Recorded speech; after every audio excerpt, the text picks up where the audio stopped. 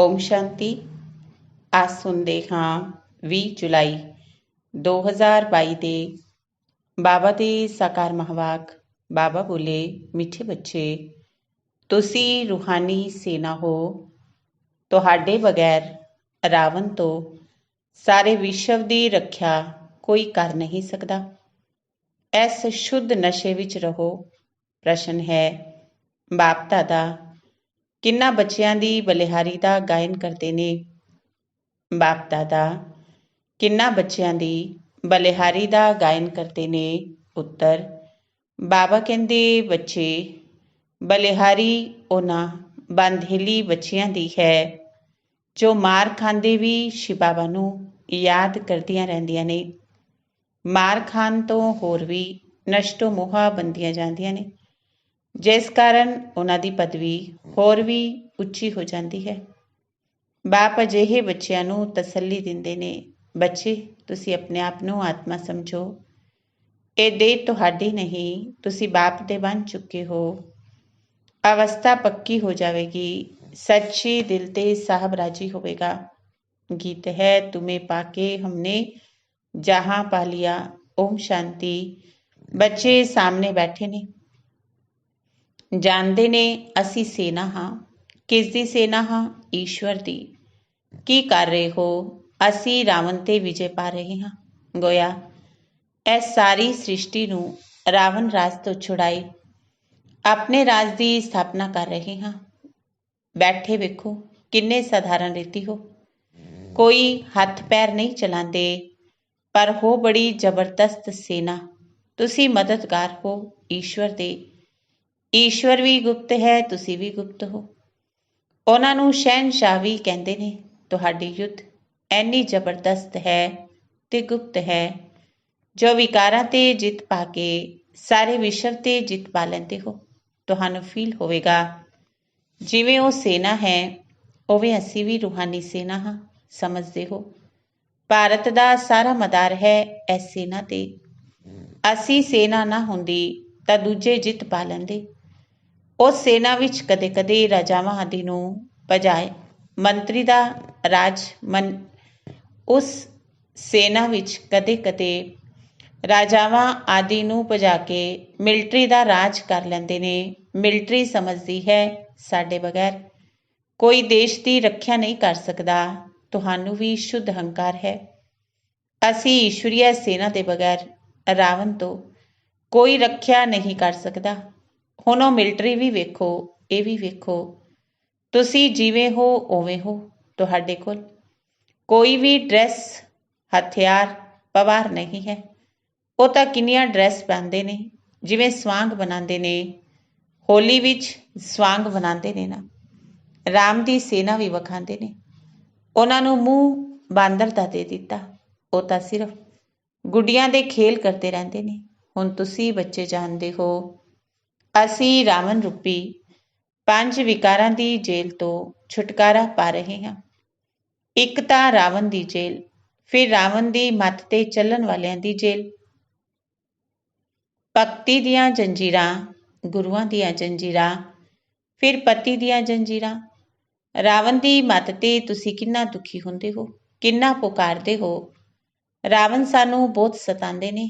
ਤੁਸੀਂ ਜਾਣਦੇ ਹੋ, ਜਿੰਨਾ ਜਿੰਨਾ ਅਸੀਂ ਯੋਗ ਵਿੱਚ ਰਹਿੰਦੇ ਹਾਂ, ਓਨੀ ਸਾਡੀ ਆਤਮਾ ਦੁੱਖ ਤੋਂ ਛੁੱਟਦੀ ਹੈ। ਅਬਲਾਵਾਂ ਤੇ ਅਤਿਆਚਾਰ ਬਹੁਤ ਹੁੰਦੇ ਨੇ, ਬਹੁਤ ਮਾਰ ਖਾਂਦੀਆਂ ਨੇ। ਅਬਲਾਵਾਂ ਪੁਕਾਰਦੀਆਂ ਨੇ, ਅਸੀਂ ਕੀ ਕਰੀਏ? ਬਾਪ ਫਿਰ ਤਸੱਲੀ ਦਿੰਦੇ ਨੇ, ਇਹ ਤਾਂ ਸਮਝਾਇਆ ਹੈ, ਤੁਸੀਂ ਆਪਣੇ ਆਪ ਨੂੰ ਆਤਮਾ ਸਮਝੋ। ਇਹ ਦੇਹ ਸਾਡੀ ਨਹੀਂ, ਅਸੀਂ ਮਰ ਚੁੱਕੇ ਹਾਂ, ਬਾਪ ਦੇ ਬਣ ਚੁੱਕੇ ਹਾਂ। ਹੋਰ ਕੋਈ ਉਪਾਅ ਨਹੀਂ ਹੈ। ਅਸੀਂ ਤਾਂ ਸ਼ਿਵ ਬਾਬਾ ਦੇ ਹਾਂ। ਜੋ ਸੱਚੇ ਬੱਚੇ ਹੁੰਦੇ ਨੇ, ਉਹਨਾਂ ਦੀ ਅਵਸਥਾ ਪੱਕੀ ਰਹਿੰਦੀ ਹੈ। ਜ਼ਰਾ ਵੀ ਵਿਕਾਰ ਦੇ ਵੱਲ ਧਿਆਨ ਨਹੀਂ ਜਾਂਦਾ। ਅਜਿਹੇ ਬੱਚਿਆਂ ਤੇ ਕਈ ਜ਼ਬਰਦਸਤੀ ਜ਼ੁਲਮ ਕਰਦੇ ਨੇ, ਉਸ ਦਾ ਪਾਪ ਨਹੀਂ ਚੜ੍ਹਦਾ। ਪੁਕਾਰਦੀਆਂ ਨੇ, ਬਾਬਾ ਅਸੀਂ ਤਾਂ ਤੁਹਾਡੇ ਹਾਂ। ਸਰੀਰ ਜਿਵੇਂ ਮੁਰਦਾ ਹੈ, ਐਵੇਂ ਨਿਸ਼ਚੈ ਬੁੱਧੀ ਵਾਲੇ ਜੋ ਨੇ, ਉਹੀ ਬੜੀ ਉੱਚ ਪਦਵੀ ਪਾ ਲੈਂਦੇ ਨੇ। ਜੇਕਰ ਸੱਚੀ ਦਿਲ ਹੈ ਤਾਂ ਐਵੇਂ ਦੇ ਸੱਚੀ ਦਿਲ ਜ਼ਰੂਰ ਸਾਹਿਬ ਰਾਜੀ ਹੋਵੇਗਾ। ਐਵੇਂ ਹੀ ਬੱਚੀਆਂ ਇੰਨਾ ਯਾਦ ਨਹੀਂ ਕਰਦੀਆਂ ਜਿੰਨਾ ਜੋ ਮਾਰ ਖਾਂਦੀਆਂ ਨੇ ਉਹ ਯਾਦ ਕਰਦੀਆਂ ਨੇ। ਬਾਪ ਦੇ ਕੋਲ ਪੁਕਾਰ ਆਂਦੀ ਹੈ, ਬੰਧਨ ਹੈ, ਬਾਬਾ ਬੰਧਨਾਂ ਤੋਂ ਛੁਡਾਓ। ਜੋ ਛੁੱਟੇ ਹੋਏ ਬੰਧਨ ਮੁਕਤ ਨੇ ਉਹ ਵੀ ਇੰਨਾ ਯਾਦ ਨਹੀਂ ਕਰਦੇ ਜਿੰਨਾ ਬੰਧੇਲੀਆਂ ਯਾਦ ਕਰਦੀਆਂ ਨੇ। ਸ਼ਿਵ ਬਾਬਾ ਦੀ ਯਾਦ ਨਾਲ ਬੇੜਾ ਪਾਰ ਹੁੰਦਾ ਹੈ। ਕੋਈ ਕਹਿੰਦੇ ਨੇ ਬਾਬਾ ਸਾਨੂੰ ਮੁਰਲੀ ਵੀ ਪੜ੍ਹਨ ਨਹੀਂ ਦਿੰਦੇ। ਅਰੇ ਬਾਬਾ ਕਹਿਣ ਤੁਸੀਂ ਬਾਪ ਨੂੰ ਯਾਦ ਕਰਦੀਆਂ ਰਹੋ। ਮੁਰਲੀ ਵਿੱਚ ਰੋਜ਼ ਇਹੀ ਸਮਝਾਇਆ ਜਾਂਦਾ ਹੈ। ਮੂਲ ਗੱਲ ਹੈ ਯਾਦ ਦਾ ਚਾਰਟ ਰੱਖੋ। ਅਸੀਂ ਬਾਬਾ ਨੂੰ ਕਿੰਨਾ ਸਮਾਂ ਯਾਦ ਕਰਦੇ ਹਾਂ। ਇਹ ਮਿਹਨਤ ਬੋਤਿਆਂ ਤੋਂ ਹੁੰਦੀ ਨਹੀਂ ਹੈ। ਘੜੀ ਘੜੀ ਯਾਦ ਭੁੱਲ ਜਾਂਦੀ ਹੈ। ਬੰਧੇਲੀ ਬੱਚੀਆਂ ਮਾਰ ਖਾਂਦੇ ਖਾਂਦੇ ਹੋਰ ਵੀ ਜ਼ਿਆਦਾ ਯਾਦ ਕਰਦੀਆਂ ਨੇ। ਬਲਿਹਾਰੀ ਉਹਨਾਂ ਅਬਲਾਵਾਂ ਦੀ ਹੈ ਜੋ ਮਾਰ ਖਾਂਦੇ ਵੀ ਯਾਦ ਕਰਦੀਆਂ ਨੇ। ਬਾਬਾ ਕਹਿਣ ਤੁਸੀਂ ਆਪਣੇ ਆਪ ਨੂੰ ਆਤਮਾ ਸਮਝ ਬਾਪ ਨੂੰ ਯਾਦ ਕਰਦੀਆਂ ਰਹੋ। ਜਿੰਨਾ ਜ਼ਿਆਦਾ ਮਾਰੋਗੇ ਤੁਸੀਂ ਹੋਰ ਹੀ ਨਸ਼ਟੋ ਮੋਹਾ ਹੁੰਦੀਆਂ ਜਾਓਗੀਆਂ। ਮਾਰ ਵੀ ਚੰਗੀ ਪਦਵੀ ਬਣਾ ਦਿੰਦੀ ਹੈ। ਬਾਬਾ ਨੂੰ ਐਵੇਂ ਐਵੇਂ ਦੀਆਂ ਬੱਚੀਆਂ ਯਾਦ ਪੈਂਦੀਆਂ ਨੇ। ਹਾਂ ਕੋਈ ਬਹੁਤ ਚੰਗੇ ਮਹਾਰਥੀ ਵੀ ਨੇ ਜੋ ਬੋਤਿਆਂ ਦੀ ਸਰਵਿਸ ਕਰਦੇ ਨੇ, ਯੋਗੀ ਬਣਾਉਂਦੇ ਨੇ। ਯੋਗ ਦੀ ਬਹੁਤ ਮਹਿਮਾ ਹੈ। ਤੁਹਾਨੂੰ ਤਾਂ ਸਭ ਤੇ ਤਰਸ ਖਾਣਾ ਹੈ। ਤੁਸੀਂ ਬੱਚੇ ਗੀਤਾ ਨੂੰ ਰੈਫਰ ਕਰਦੇ ਹੋ। ਉਹਨਾਂ ਦੀ ਬੁੱਧੀ ਵੀ ਸਿਰਫ ਇਹ ਹੈ ਕ੍ਰਿਸ਼ਨ ਭਗਵਾਨ ਨੇ ਰਾਜਯੋਗ ਸਿਖਾਇਆ। ਤੁਸੀਂ ਕਹਿੰਦੇ ਹੋ ਪਰਮ ਪਿਤਾ ਪਰਮਾਤਮਾ ਨੇ ਰਾਜਯੋਗ ਸਿਖਾਇਆ। ਇਹ ਸਿੱਧ ਕਰਨ ਦੇ ਲਈ ਤੁਸੀਂ ਪੁੱਛਦੇ ਹੋ ਪਰਮ ਪਿਤਾ ਪਰਮਾਤਮਾ ਨਾਲ ਤੁਹਾਡਾ ਕੀ ਸੰਬੰਧ ਹੈ। ਪਿਤਾ ਕਹਿੰਦੇ ਹੋ ਨਾ, ਪਿਤਾ ਦਾ ਫਰਮਾਨ ਹੈ ਸਾਡੇ ਨਾਲ ਯੋਗ ਲਗਾਓ, ਤੁਹਾਡੇ ਵਿਕਰਮ ਵਿਨਾਸ਼ ਹੋਣਗੇ। ਕੋਈ ਮਨੁੱਖ ਮਾਤਰ ਦੇ ਨਾਲ ਯੋਗ ਨਹੀਂ ਲਗਾਣਾ। ਜੇਕਰ ਸਿਖਾਉਣ ਵਾਲਾ ਮਨੁੱਖ ਹੋਵੇਗਾ ਤੁਹਾਡਾ ਕਲਿਆਣ ਨਹੀਂ ਹੋਵੇਗਾ। ਗੀਤਾ ਵਿੱਚ ਨਾਂ ਦੇਧਾਰੀ ਦਾ ਰੱਖ ਦਿੱਤਾ। ਅਸੀਂ ਕਹਿੰਦੇ ਹਾਂ ਸਾਨੂੰ ਨਿਰਾਕਾਰ ਪਰਮਪਿਤਾ ਪਰਮਾਤਮਾ ਯੋਗ ਸਿਖਾਉਂਦੇ ਨੇ। ਤੁਸੀਂ ਕੋਈ ਦੀ ਨਿੰਦਾ ਨਹੀਂ ਕਰਦੇ ਹੋ, ਤੁਸੀਂ ਤਾਂ ਬਾਪ ਦੀ ਮਹਿਮਾ ਕਰਦੇ ਹੋ। ਪਰ ਸਮਝਾਉਣ ਵਾਲੇ ਬੜੇ ਤਿੱਖੇ ਸਿਆਣੇ ਚਾਹੀਦੇ ਨੇ ਕਿਉਂਕਿ ਉੱਥੇ ਵੱਡੇ ਵੱਡੇ ਵਿਦਵਾਨ ਪੰਡਿਤ ਵੀ ਬਹੁਤ ਆਉਂਦੇ ਨੇ। ਸੰਨਿਆਸੀਆਂ ਦੀ ਵੀ ਸੇਨਾ ਹੈ ਨਾ, ਸਭ ਦੇ ਹੈਡਸ ਆਉਂਦੇ ਨੇ। ਤੁਸੀਂ ਬੱਚੇ ਅਜਿਹੇ ਚਤੁਰ ਹੋਣੇ ਚਾਹੀਦੇ ਨੇ ਜੋ ਗੱਲ ਬਿਲਕੁਲ ਥੋੜੀ ਕਰੋ ਔਰ ਇੱਕਦਮ ਤੀਰ ਲੱਗ ਜਾਵੇ। ਜ਼ਿਆਦਾ ਕੁਝ ਵੀ ਬੋਲਣ ਦੀ ਲੋੜ ਨਹੀਂ ਕਿਉਂਕਿ ਉਹ ਕ੍ਰੋਧੀ ਵੀ ਬਹੁਤ ਹੁੰਦੇ ਨੇ।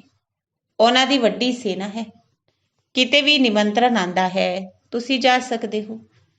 ਤੁਸੀਂ ਬੱਚੇ ਵੀ ਸਮਝਾ ਸਕਦੇ ਹੋ ਸਾਡੇ ਵਿੱਚ ਕੌਣ ਕੌਣ ਚੰਗੀ ਲਲਕਾਰ ਕਰ ਸਕਦੇ ਨੇ।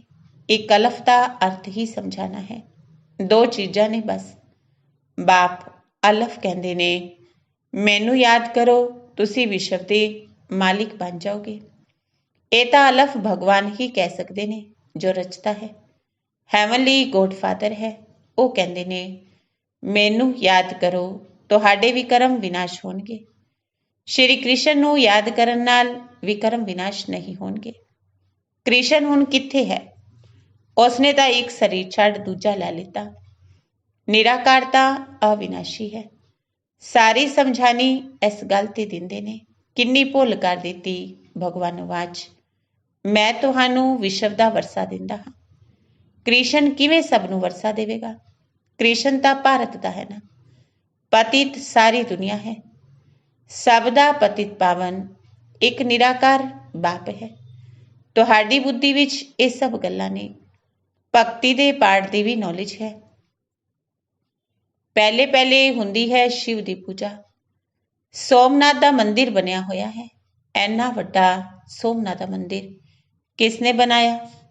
ਹੋਰ ਕਿਸੇ ਦੀ ਤਾਕਤ ਨਹੀਂ। ਜ਼ਰੂਰ ਉਸ ਸਮੇਂ ਇੰਨਾ ਸਾਹੂਕਾਰ ਸੀ ਜੋ ਅਜਿਹੇ ਮੰਦਰ ਬਣਾਏ। ਤੁਸੀਂ ਬੱਚਿਆਂ ਵਿੱਚ ਹੁਣ ਸਮਝ ਹੈ ਬਰੋਬਰ। ਅਸੀਂ ਕਿੰਨੇ ਸਾਹੂਕਾਰ ਸੀ, ਇੰਨਾ ਵੱਡਾ ਸੋਮਨਾਥ ਦਾ ਮੰਦਰ ਬਣਾਇਆ। ਜ਼ਰੂਰ ਮਹਾਰਾਜਾ ਹੋਵੇਗਾ। ਦੇਵੀ ਦੇਵਤਾ ਖੁਦ ਹੀ ਪੂਜੇ ਸੀ, ਉਹੀ ਪੁਜਾਰੀ ਬਣ ਗਏ। ਫਿਰ ਉਹੀ ਪੂਜਾ ਦੇ ਲਈ ਮੰਦਰ ਬਣਾਉਣਗੇ। ਐਵੇਂ ਨਹੀਂ ਕੋਈ ਇੱਕ ਸੋਮਨਾਥ ਦਾ ਮੰਦਿਰ ਬਣਾਉਂਦੇ ਨੇ। ਇੱਕ ਨੇ ਸ਼ੁਰੂ ਕੀਤਾ, ਬਹੁਤਿਆਂ ਨੇ ਬਣਾਇਆ।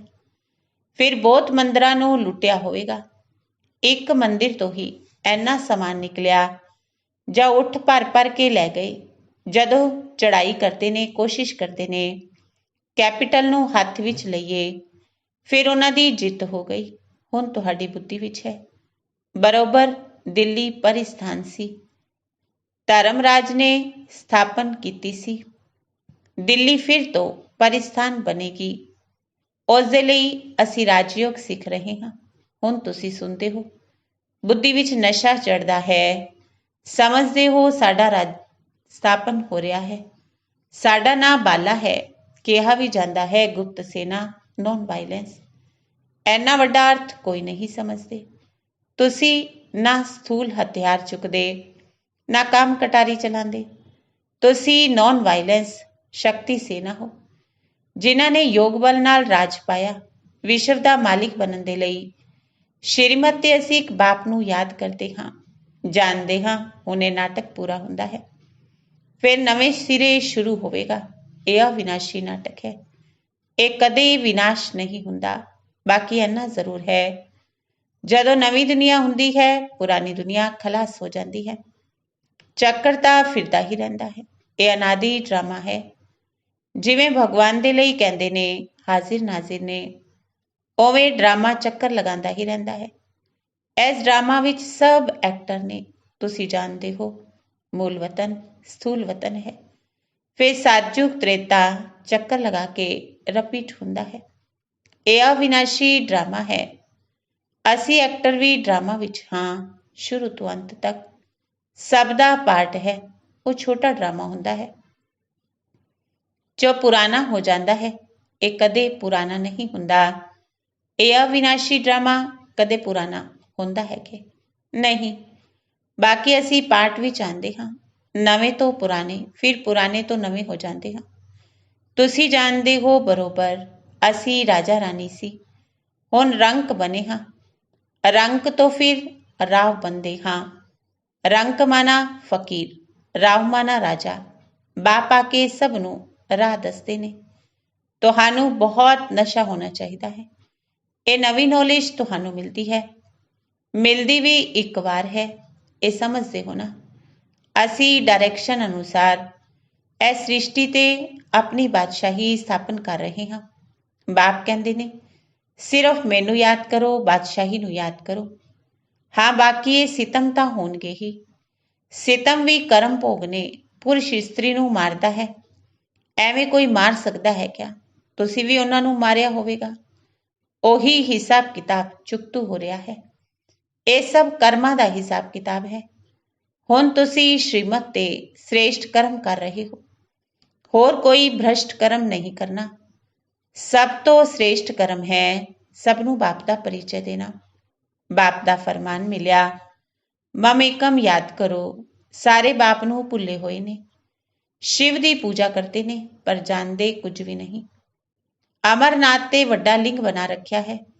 ਐਨਾ ਵੱਡਾ ਬਾਪ ਦਾ ਰੂਪ ਹੈ ਕਿ ਕੁਝ ਵੀ ਨਹੀਂ। ਹੁਣ ਤੁਸੀਂ ਬੱਚੇ ਇਹਨਾਂ ਸਭ ਗੱਲਾਂ ਨੂੰ ਚੰਗੀ ਤਰ੍ਹਾਂ ਸਮਝ ਗਏ ਹੋ। ਅੱਛਾ ਮਿੱਠੇ ਮਿੱਠੇ ਸਿਕਿਲ ਦੇ ਬੱਚਿਆਂ ਪ੍ਰਤੀ ਮਾਤਾ ਪਿਤਾ, ਬਾਪ ਦਾਦਾ ਦਾ ਯਾਦ ਪਿਆਰ ਤੇ ਗੁੱਡ ਮਾਰਨਿੰਗ। ਰੂਹਾਨੀ ਬਾਪ ਦੀ ਰੂਹਾਨੀ ਬੱਚਿਆਂ ਨੂੰ ਨਮਸਤੇ। ਰੂਹਾਨੀ ਬੱਚਿਆਂ ਦੀ ਰੂਹਾਨੀ ਬਾਪ ਦਾਦਾ ਨੂੰ ਨਮਸਤੇ ਨਮਸਤੇ ਨਮਸਤੇ ਜੀ। ਧਾਰਨਾ ਦੇ ਲਈ ਮੁੱਖ ਸਾਰ। ਪਹਿਲੀ ਧਾਰਨਾ ਹੈ ਸ਼੍ਰੀਮਤ ਤੇ ਹਮੇਸ਼ਾ ਸ੍ਰੇਸ਼ਟ ਕਰਮ ਕਰਨੇ ਨੇ। ਕੋਈ ਵੀ ਭ੍ਰਸ਼ਟ ਕਰਮ ਨਾ ਹੋਵੇ, ਇਸ ਦਾ ਧਿਆਨ ਰੱਖਣਾ ਹੈ। ਬਹੁਤਿਆਂ ਨੂੰ ਯੋਗੀ ਬਣਾਉਣ ਦੀ ਸੇਵਾ ਕਰਨੀ ਹੈ। ਦੂਜਾ, ਸੱਚੀ ਦਿਲ ਰੱਖਣੀ ਹੈ। ਸਰੀਰ ਤਾਂ ਜਿਵੇਂ ਮੁਰਦਾ ਹੈ, ਇਸ ਦਾ ਅਭਿਮਾਨ ਛੱਡ ਦੇਣਾ ਹੈ। ਪੂਰਾ ਪੂਰਾ ਨਸ਼ਟੋ ਮੋਹਾ ਬਣਨਾ ਹੈ। ਵਰਦਾਨ ਹੈ ਕਲਪ ਕਲਪ ਦੇ ਵਿਜੇ ਦੀ ਨੂੰਦ ਨੂੰ ਸਮ੍ਰਿਤੀ ਵਿੱਚ ਰੱਖ। ਹਮੇਸ਼ਾ ਨਿਸ਼ਚਿੰਤ ਰਹਿਣ ਵਾਲੇ ਨਿਸ਼ਚੈ ਬੁੱਧੀ ਵਿਜयी ਭਵ। ਕਲਪ ਕਲਪ ਦੇ ਵਿਜੇ ਦੀ ਨੂੰਦ ਨੂੰ ਸਮ੍ਰਿਤੀ ਵਿੱਚ ਰੱਖ। ਹਮੇਸ਼ਾ ਨਿਸ਼ਚਿੰਤ ਰਹਿਣ ਵਾਲੇ ਨਿਸ਼ਚੈ ਬੁੱਧੀ ਵਿਜयी ਭਵ। ਨਿਸ਼ਚੈ ਬੁੱਧੀ ਬੱਚੇ ਵਿਵਹਾਰ ਤੇ ਪਰਮਾਰਥ ਦੇ ਹਰ ਕੰਮ ਵਿੱਚ ਹਮੇਸ਼ਾ ਵਿਜੇ ਦੀ ਅਨੁਭੂਤੀ ਕਰਦੇ ਨੇ। ਭਾਵੇਂ ਕਿੰਨੇ ਵੀ ਸਾਧਾਰਨ ਕਰਮ ਹੋਣ, ਪਰ ਉਹਨਾਂ ਨੂੰ ਵਿਜੇ ਦਾ ਅਧਿਕਾਰ ਜ਼ਰੂਰ ਪ੍ਰਾਪਤ ਹੁੰਦਾ ਹੈ। ਉਹ ਕੋਈ ਵੀ ਕੰਮ ਵਿੱਚ ਖੁਦ ਤੋਂ ਦਿਲ ਸ਼ਿਕਸਤ ਨਹੀਂ ਹੁੰਦੇ, ਕਿਉਂਕਿ ਨਿਸ਼ਚੈ ਹੈ ਕਲਪ ਕਲਪ ਦੇ ਅਸੀਂ ਵਿਜਈ ਹਾਂ। ਜਿਸ ਦਾ ਮਦਦਗਾਰ ਖੁਦ ਭਗਵਾਨ ਉਸ ਦੀ ਵਿਜੈ ਨਹੀਂ ਹੋਵੇਗੀ ਤਾਂ ਕਿਸ ਦੀ ਹੋਵੇਗੀ। ਇਸ ਭਾਵੀ ਨੂੰ ਕੋਈ ਟਾਲ ਨਹੀਂ ਸਕਦਾ। ਇਹ ਨਿਸ਼ਚੈ ਤੇ ਨਸ਼ਾ ਨਿਸ਼ਚਿੰਤ ਬਣਾ ਦਿੰਦਾ ਹੈ। ਸਲੋਗਨ ਹੈ, ਹਮੇਸ਼ਾ ਖੁਸ਼ੀ ਦੀ ਖੁਰਾਕ ਦੁਆਰਾ ਤੰਦਰੁਸਤ, ਖੁਸ਼ੀ ਦੇ ਖਜ਼ਾਨੇ ਨਾਲ ਸੰਪੰਨ ਖੁਸ਼ਨੁਮਾ ਬਣੋ।